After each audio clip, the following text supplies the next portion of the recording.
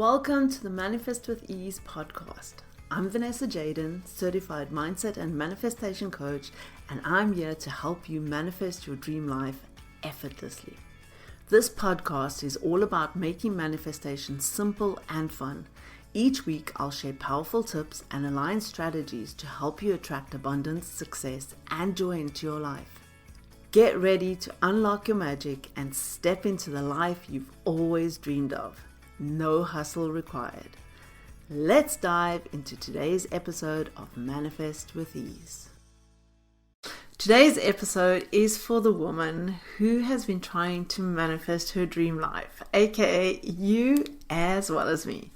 But we keep bumping up against doubt or maybe some pressure or even confusion about doing it right. You see, manifestation is a skill. It's a lifestyle. It's not really a test. You can't fail at manifestation because you're manifesting all the time.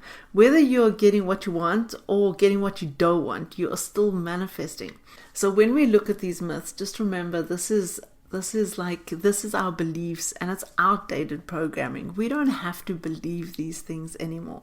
I took a short 2-week break and it has been so refreshing and revitalizing. You know how they say less is more? Well, that is so true. When I just took a step back and spent some time turning inward and just taking the rest that I needed, I am feeling so excited for the next few months until the rest of the year.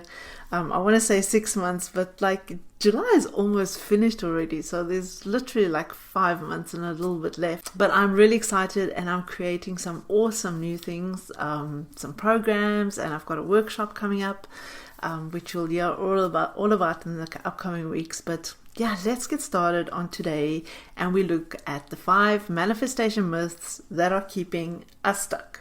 Myth number 1 is that manifestation is just about positive thinking. Now, the movie The Secret played a big role in creating this belief for a lot of people, because in the movie it was a lot about you just got to think positive and then you're going to get what you want. But there is more to this, and I've shared about the 5 core steps that I use for manifesting, and it's not just about the positive thinking. But when it comes to this positive thinking, there is also a bit of a negative connotation to this, because a lot of people believe that the moment they start thinking negatively or have doubt around what they want to manifest, it's like they literally just cleared the screen and they have to start all over. But it's not like that. We can't think positively all the time. However, we can, through subconscious reprogramming, we can create a more positive outlook and a more positive lifestyle and have more positive thoughts. But it is impossible to be thinking positively 100% of the time, especially with the fact that we have over 60,000 thoughts a day and you're not even aware of half of them. Well, you're probably not even aware of 5% of them. So imagine if you trying to manifest just with positive thinking. It's like trying to grow roses. Imagine you've planted the seed, right? And you hovering over the seed there, and you're just thinking happy thoughts all over the soil. You have to water it. You've got to nourish it. You've got to protect it from the weeds. And if you think about your mind and your subconscious programming, that's literally like the mindset and the energy work that you have to do. So these roses are not going to grow just by sticking a seed in the ground and thinking happy thoughts. Don't worry, if you're not 100% positive all the time, you're okay, and your manifestation is okay. Now, you might be thinking, and this happened recently to somebody I know. They were trying to think happy thoughts, positive thoughts, and being focused on their manifestation of what they wanted. And they were very clear. They followed all the steps. They were doing all the right stuff, even working on reprogramming their beliefs and things like that. But then the thing that they wanted to manifest did not happen. So they started thinking okay, it must have been when I had the doubts. It must have been when I might have negatively thought about stuff. That's when maybe I lost my manifestation like that. But one of the things we've got to remember is I always think of life as this growing platform. We have to learn things, and we grow in learning things. So sometimes if we don't learn the lesson, we sometimes stay stuck in a situation. So even though we're trying to manifest our way out of the situation, if we've not learned the lesson, we might have to stay in that situation longer until we learn the lesson.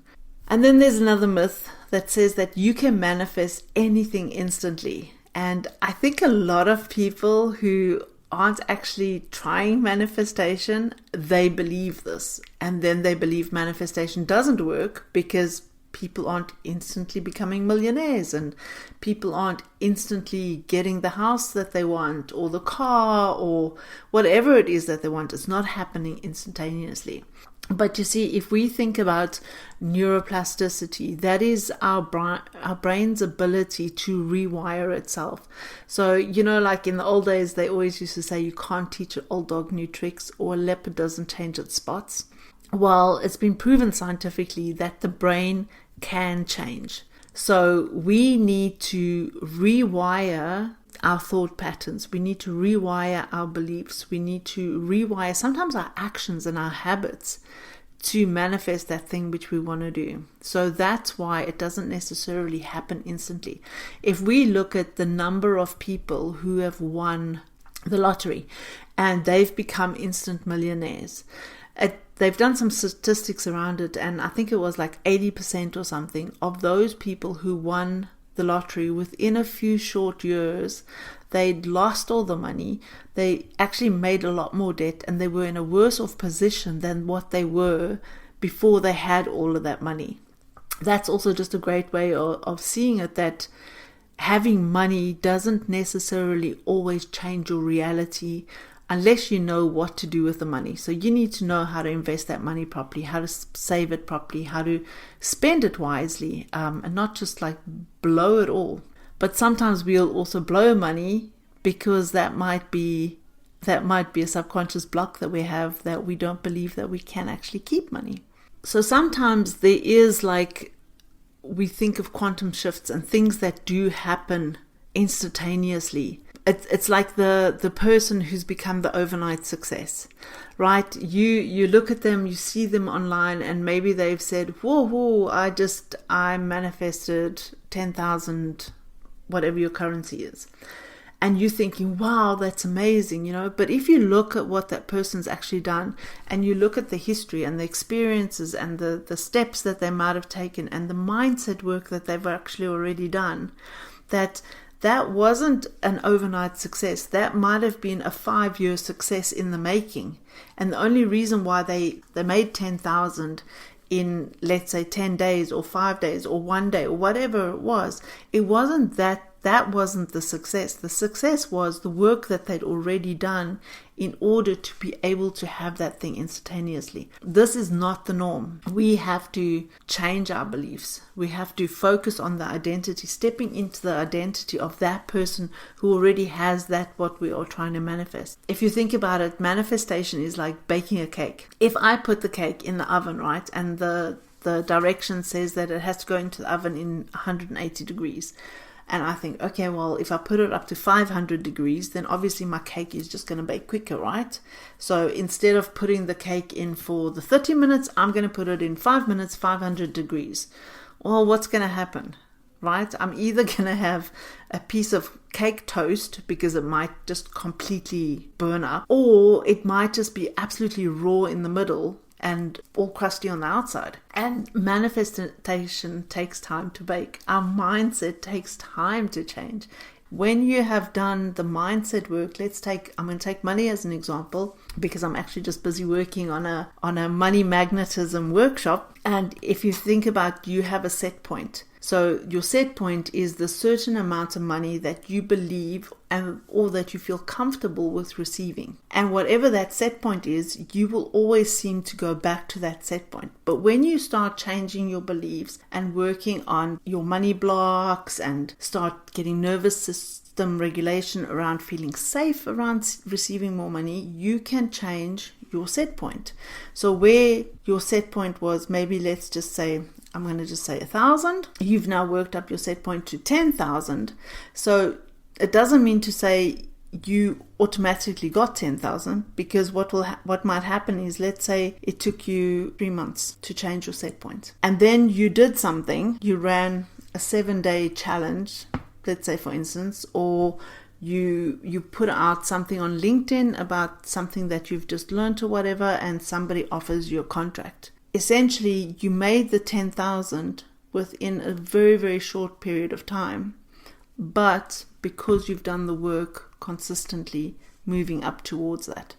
So I hope that makes sense for you. So remember that things don't necessarily happen overnight, but they can happen faster than you think when you are truly aligned. Myth number 3, if it's not working, I'm doing it wrong. So our subconscious mind's main function, right, is protection. So that's keeping the body running the way it should be. And in keeping the body running, it creates patterns so that we can use the least amount of energy in terms of anything that we're doing. And as the subconscious mind is a protective mechanism, and we don't always know the beliefs that we have in our subconscious minds, it might not be that you are doing something wrong. It might just be that you have these beliefs that you haven't uncovered yet, that are there, that are blocking you from receiving your manifestation. Sometimes we might not even be taking the right actions in the doing, because those beliefs are keeping us from that. Inspired action outweighs any action that you're taking towards your manifestation every single time. Now, what do I mean by inspired action? So inspired action is actually one of my steps, step number 4 in working towards your manifestation. And that is when that moment, like I was sitting on the beach last week and I was just like, oh, I need to run this money workshop.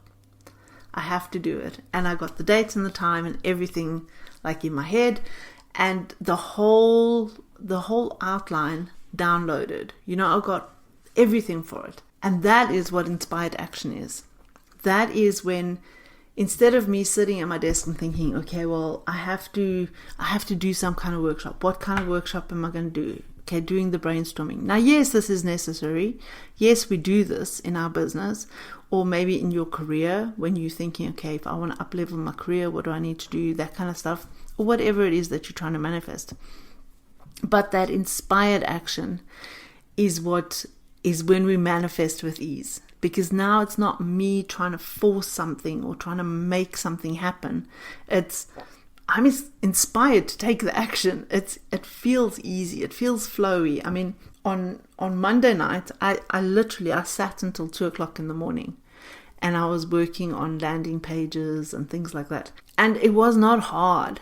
It was fun. I had my music playing. I was enjoying myself. And that's what inspired action looks like. So if it's not working, I'm doing it wrong, is a myth. You might not be actually doing it wrong. Focus on what are your beliefs. What are you believing about this manifestation? Myth number 4 is you have to be high vibe all the time. Now, this goes alongside the thinking positive all the time. So if we think about your beliefs, create your emotions create your actions, and your actions equal your results. So when we have this understanding, we can go back and we can look at saying, okay, well, if this is the emotional response that I'm having, if these are the actions that I'm taking and it feels really hard, then let me go back to what I've been thinking, because my thoughts have had an impact on the result that I'm having right now. So if you think about being high vibe all the time, so high vibe does not necessarily mean that you have to be full of energy and buzzing and motivated and yes, we're going to go, because that's more like a hustle mentality. Sometimes feeling high vibe can be calm and in your own space, and just you can be high vibe journaling when you are so full of gratitude for maybe the life you have or something that you've received or family, whatever it is. That can also be high vibe. It does not have to look like high energy. So our emotions are chemical responses. Now what happens when we suppressing those emotions, and then what happens is it dysregulates our body, And that actually slows down our manifestation. So literally, if you feel like crying, having a good cry and just releasing those emotions is going to help you to be more regulated, to be more high vibe, even though you're not high energy, because you will be able to look clearly at the thoughts that you are thinking and looking at, okay, well, where is it that my beliefs are coming up and sabotaging me? And I think a lot of the times also being in that high vibe actually causes so much pressure, because you kind of feel like you have to present yourself. You have to, that whole fake it before you make it. I really don't like that, because you feel like, okay, I just have to put a smile on my face and pretend everything's wonderful right now, and I'm just so high vibe, but actually inside I'm dying and I don't want to be having this conversation, whatever it is. When we can step into that alignment, being true to ourselves and also focusing on that identity, because this is where it becomes powerful. Not fake it till you make it, but who is the version of me who has already manifested this thing that I want? Who is she? How does she show up? How does she speak? How does she walk? How does she talk?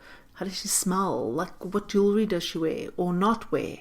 Does she go walking barefoot in the rain? How does she show up? And how can I show up as her now? Because that puts you in a state of manifesting, being open and magnetic to manifesting. Then myth number 5 is wanting money or success makes me selfish. Now this is a big one. If we think about, I remember as a kid, I used to watch all these TV shows, right? It was like Dynasty and Dallas and those kind of shows. And the rich people were always like really mean or horrible to other people. Sometimes they were just like really evil, So when you grow up with that belief, see, I was too young to be able to consciously, oh, well, you know what, this is only a movie and not all rich people are bad. And I couldn't have that process. So I just created that belief, okay, well, money must be bad.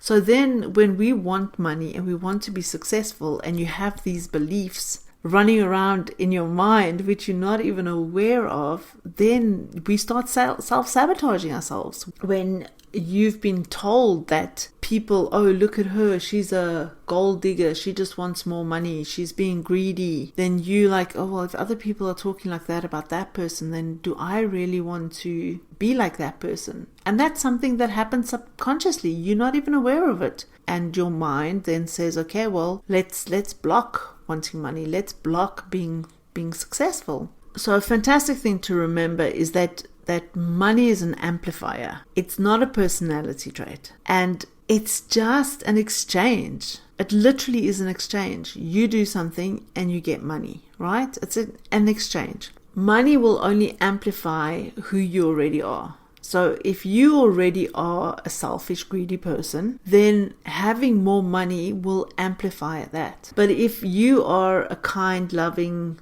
giving person, you like to help other people. Now, I'm not talking about overgiving, because that's also a money block where you feel like you can't keep money. But if you have those things already within you, then when you have more money, it's only going to amplify that, because you will be able to help more people. You will be able to become financially independent for yourself and your family. So if you think about like money, it's like fire, and in safe hands, it warms, it nourishes, and it expands. The most important thing when it comes to thinking about money and success is it's not so much what you have, but what is it that you're doing with it? That's really what matters. I've worked with a couple of entrepreneurs, and these are women that have started their businesses, and they have this money blocks, all types of different money blocks. And when they were able to reframe their beliefs, reprogram their mindset, reprogram those subconscious blocks that were keeping them, to realize that the more money they made, the more clients they could actually help. The more money they made, they could hire a team. That is building somebody else's dream, because maybe it's somebody else's dream to be a marketing manager.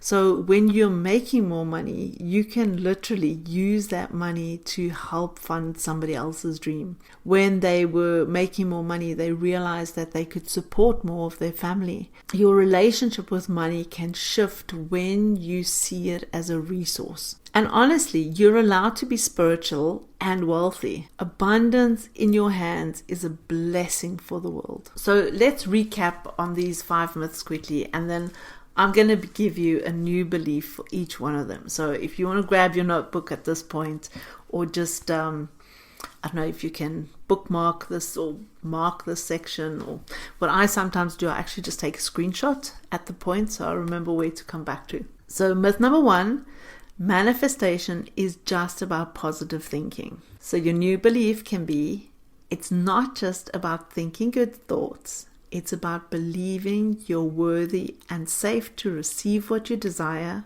and aligning your daily energy and actions with that truth. Myth number 2, you can manifest anything instantaneously. New belief, things may not happen overnight, but they can happen faster than you think when you are truly aligned. Trust your timeline. Myth 3, if it's not working, I'm doing it wrong. Your new belief can be, it's working even when I can't see it yet. The universe or God doesn't forget. You're either being redirected or prepared. Myth number 4, you have to be high vibe all the time. Then your new belief can be, your emotional honesty is magnetic.